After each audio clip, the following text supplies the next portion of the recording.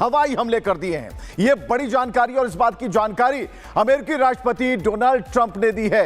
अब आपको दिखाने जा रहे हैं कि चेतावनी क्या दी गई थी, डोनाल्ड ट्रंप क्या कहते हैं और जो अमेरिका की तरफ से जो एयर स्ट्राइक थी वो कैसी थी, कितनी धमाकेदार थी, खासकर जो आतंकियों पर हमले हुए ये इस वक्त जरूरी भी था।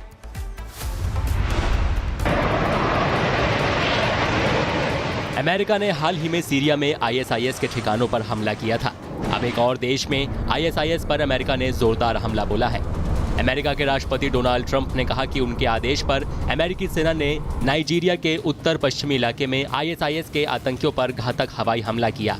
दरअसल ट्रंप का आरोप है कि ये आतंकी लंबे समय से नाइजीरिया में खास तौर पर ईसाई समुदाय को निशाना बनाकर उनकी बेरहमी से हत्याएं कर रहे थे। रूस और यूक्रेन युद्ध की हम बात करते हैं। एक बार फिर आम लोग निशाने पर आए। उत्तरी और दक्षिणी यूक्रेन में ड्रोन और तोपखाने के हमलों में जान माल का नुकसान हुआ है। देखिएगा। यूक्रेन के उत्तरी शहर चेरनीहिव में रूस ने ड्रोन से हमला किया, जिसमें एक व्यक्ति की मौत हो गई जबकि 8 लोग घायल हुए। बता दें कि यह हमला एक रिहायशी इमारत पर हुआ। दक्षिणी शहर खेरसोन में स्थानीय बाजार पर रूसी तोपखाने की गोलीबारी से एक और व्यक्ति की जान गई और एक घायल हुआ। ओडेसा क्षेत्र में भी रूसी हमले में एक की मौत और 2 लोग घायल हुए। यहां बंदरगाह की प्रशासनिक और गोदाम इमारतों को नुकसान पहुंचा। रूस ने रात भर में 131 ड्रोन दागे, जिनमें से 106 को निष्क्रिय किया गया जबकि 22 अपने लक्ष्यों तक पहुंचे। इधर गाजा संघर्ष के बीच इजरायली जो सेना है उसने हमास के खिलाफ कार्रवाई का नया वीडियो जारी कर दिया है और इजराइल ने दावा किया है कि हमास की तरफ से इस्तेमाल की जा रही सुरंगों को अब नष्ट किया गया है। देखिए दावा कितना सच है।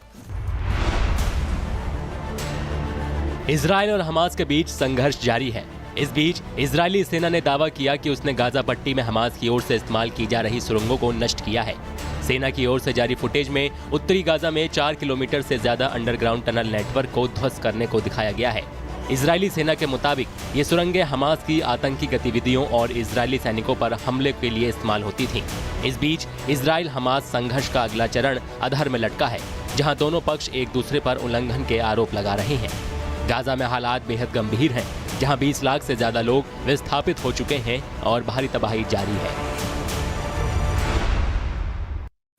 बांग्लादेश में कुछ दिन पहले हिंदू शख्स दीपू चंद्र की मॉब लिंचिंग हुई थी और इसे लेकर पूरे भारत में बवाल मचा हुआ है। अभी लोगों का गुस्सा शांत भी नहीं हुआ था कि बांग्लादेश से ही मॉब लिंचिंग का एक और मामला सामने आया है। ये देखिए।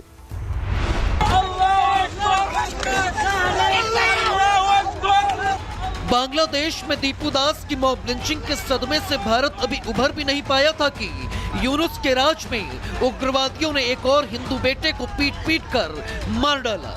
दीपू दास के बाद अब रजवाड़ी इलाके में अमृत मंडल को कुछ हैवानों ने दबोच लिया और उसकी पीट कर हत्या कर दी। इस बार अपराधियों को ईश निंदा का बहाना नहीं मिला तो नया आरोप इजाद कर दिया और भरे बाजार में 29 साल के युवक पर तब तक लात घूंसे बरसाई जब तक उसने अपना दम नहीं तोड़ दिया।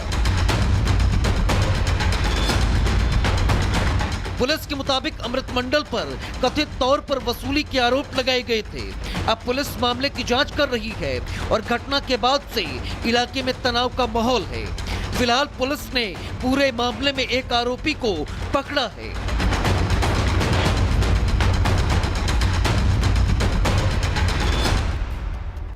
और इधर रूस के याकुटिया को दुनिया का सबसे ठंडा स्थान माना जाता है। यहां लोगों का जीवन डीप फ्रीजर में रहने जैसा है। यहां तापमान -56 डिग्री सेल्सियस तक पहुंच गया है।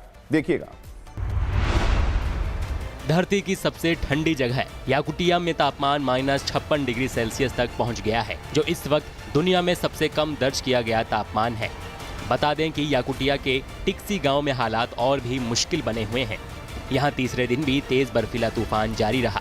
कड़ाके की ठंड और बर्फबारी की वजह से आम जनजीवन पूरी तरह प्रभावित है और लोगों को घरों में रहने को मजबूर होना पड़ रहा है। वहीं प्रशासन हालात पर नजर बनाए हुए है, लेकिन मौसम के और सख्त होने की आशंका जताई जा रही है।